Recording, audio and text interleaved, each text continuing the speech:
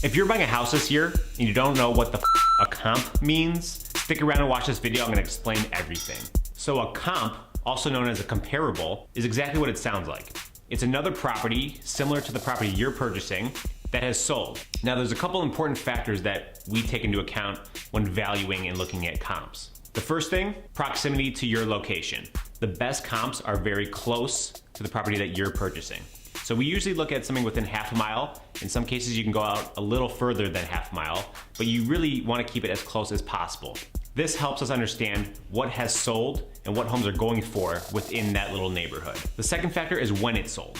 The best comps have sold recently. Anything that's sold within 6 to 9 months is typically a good comparable to use. The third factor is obviously how similar that comp is to the home that you're purchasing. Is it the same number of bedrooms, bathrooms, square footage? Does it have a grand kitchen, private roof deck? All of these things factor into the value. You may hear some people quote comps that are active on the market and haven't sold. Anything that's on the market that hasn't sold is not a legit comparable. What you want to look at is sold properties within those time frames and location.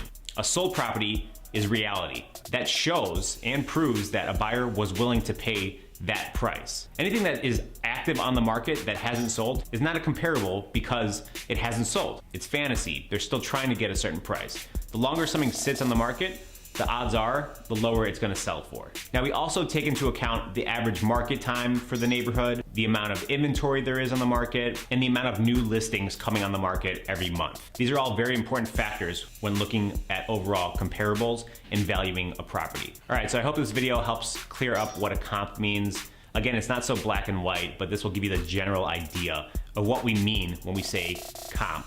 As always, click like, subscribe. We're gonna be making more of these videos educating you, the home buyers and home sellers.